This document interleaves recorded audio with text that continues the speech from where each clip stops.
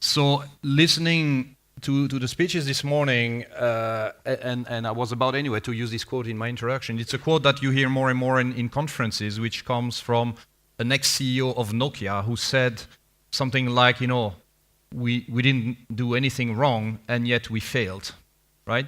And this is very much, I think, the mindset we have ourselves, right? We don't want to be in this position because we've had, as Mastercard in the payment industry, we've had a very good, healthy business model for the last 50 years when card payments were originally created.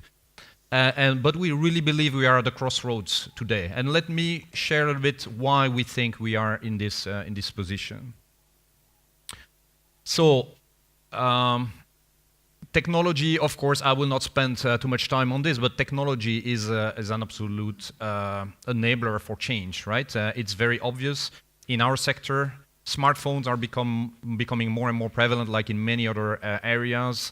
But also biometrics is something that is a game changer. For the first time, if you use an iPhone, for example, to make a payment, it's not the bank itself that controls the authentication of the user. It is delegated to Apple, right? This is far-reaching if you think about it. I will not, of course, get into the regulatory aspects of this because how does that play out with the PSD2? We are still trying to figure that out 100%. So technology is an absolute key, and that drives a lot of changes. But to me, what is even more fundamental is actually the consumer expectations, because technology is there, it's evolving very fast, it creates new possibilities. What I think is really striking in my mind in this whole digitization fintech story is that what you realize is that probably what we call the incumbents, and we consider ourselves, right, as an incumbent, having developed card payments for 50 years, probably in some areas we have not the job we had to do to really meet the consumer expectations, consumers or business expectations, right? And maybe there are some pain points that we have not addressed properly and that we should have addressed properly. I think it's fair to say that in the banking sector is probably the case as well.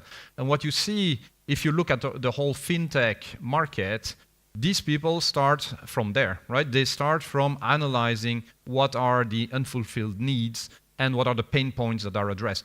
You mentioned about I like your analogy with the bicycle and the highway, right? If indeed you go through an online opening of an account, but at the end of the journey you need to send even something via mail, by paper, this is still suboptimal.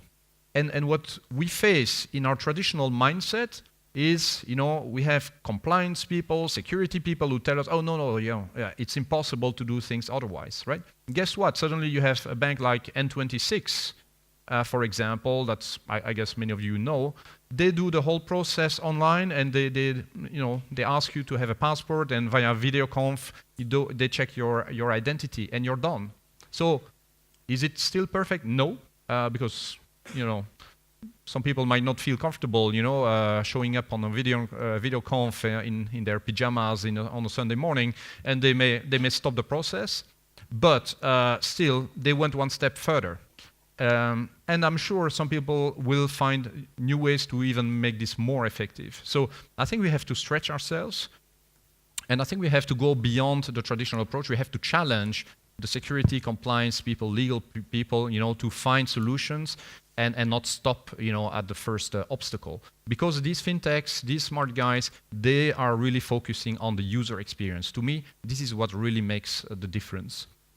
And of course, change is also driven by regulations. I think we've heard enough about this so far, but indeed, regulation is absolutely key, and it keeps us also very busy. The PSD2, the regulation on data privacy, of course, these are massive. They will bring massive changes as well.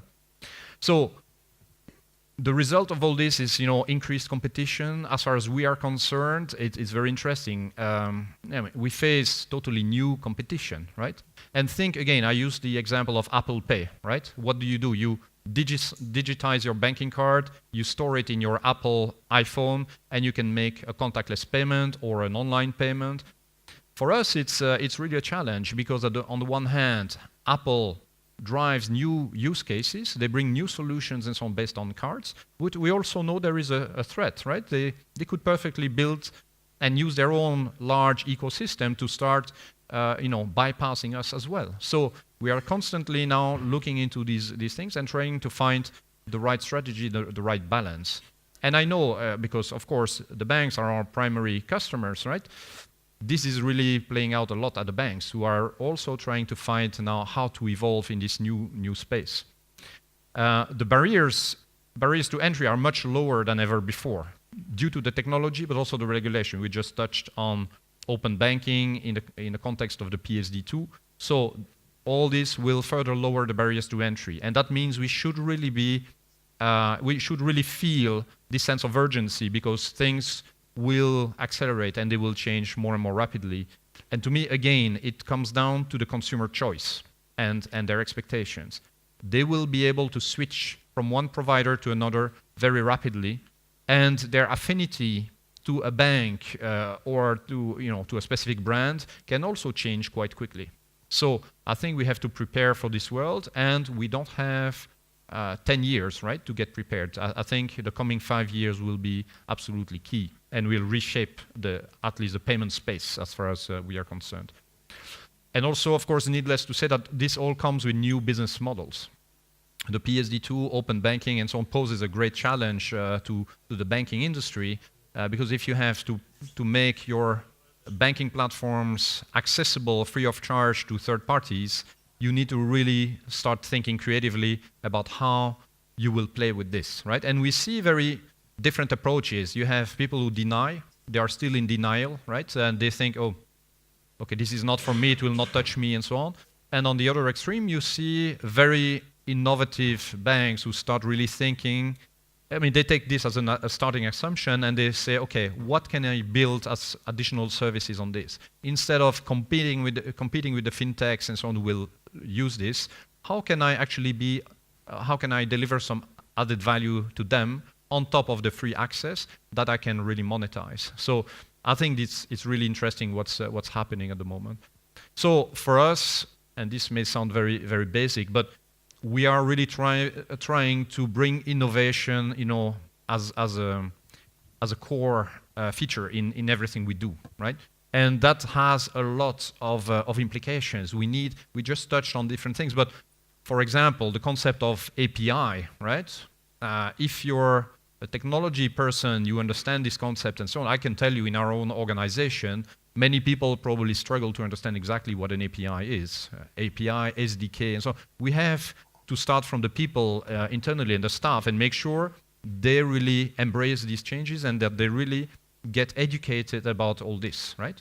Blockchain and all the rest. So that it becomes part of their daily thinking, and that's a big challenge as we can see. But we really want to focus on the value we can bring to the different stakeholders. Again, start from well-identified needs, unfulfilled needs, or pain points that exist out there and that should be addressed. So let me share just 3 very quick examples to illustrate what we try to do. The first one is in the mass market, contactless payments. We have decided a few years ago that we needed to evolve the very wide acceptance infrastructure that we have, which support our brands, right? The good old terminal. It evolved, over time, magstripe, chip and pin. What we decided was to force a change to support the contactless technology.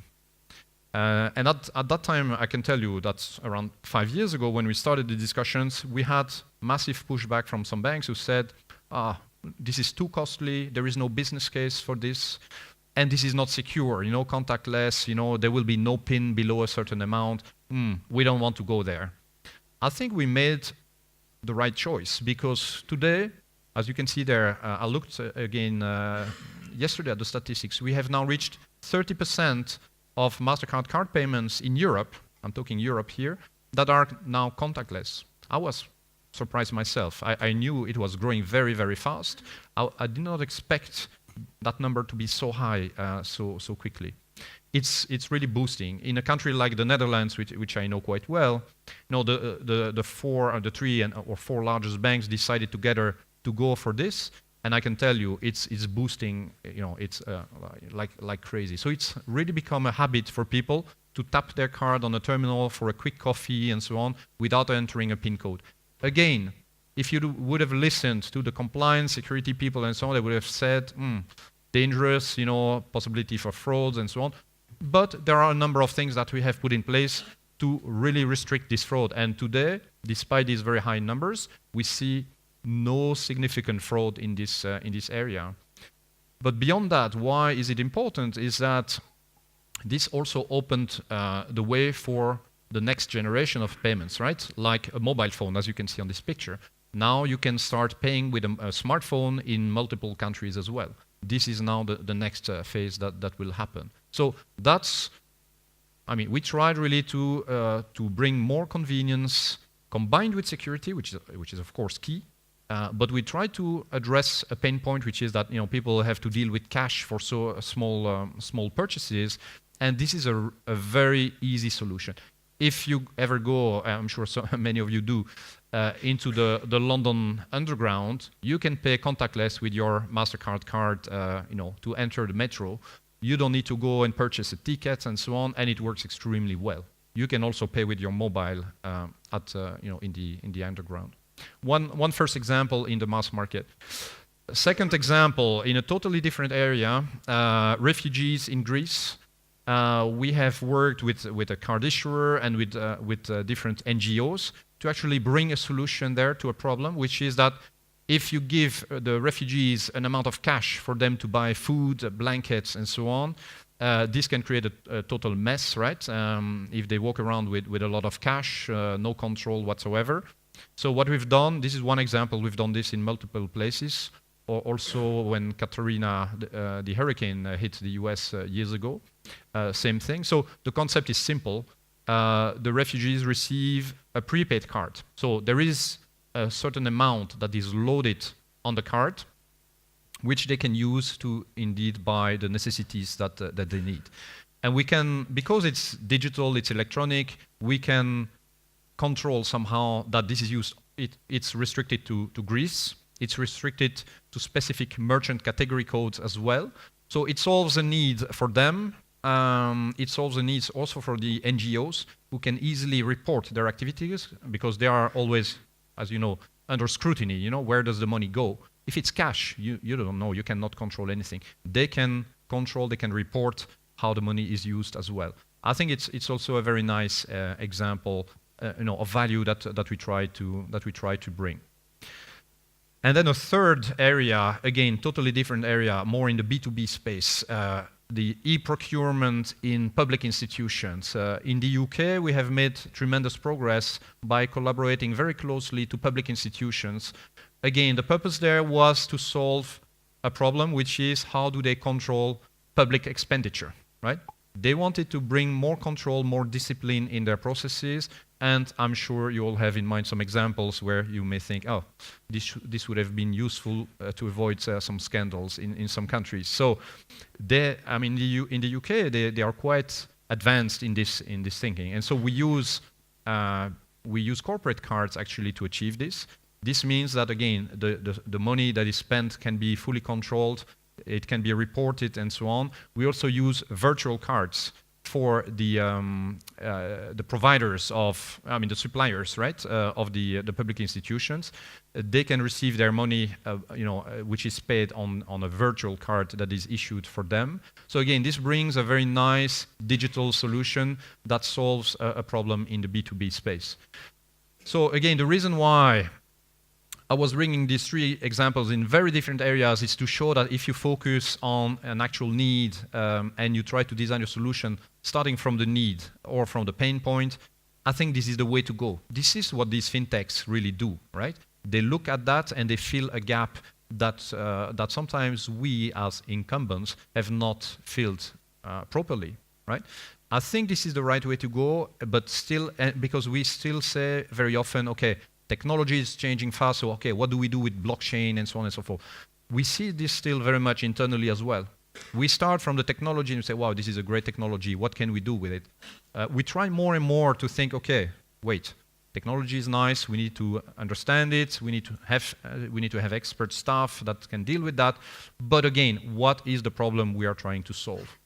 And the last thing I'd like to mention, if you think about our own evolution, in my mind, in the e-commerce space, we have not, as a card payment organization, we have missed at one point the crossroads, and PayPal did a very good job by saying, oh, people don't like to enter 16 digits, expiry dates, CVC, and so on when they make a payment online, and they feel uncomfortable with that.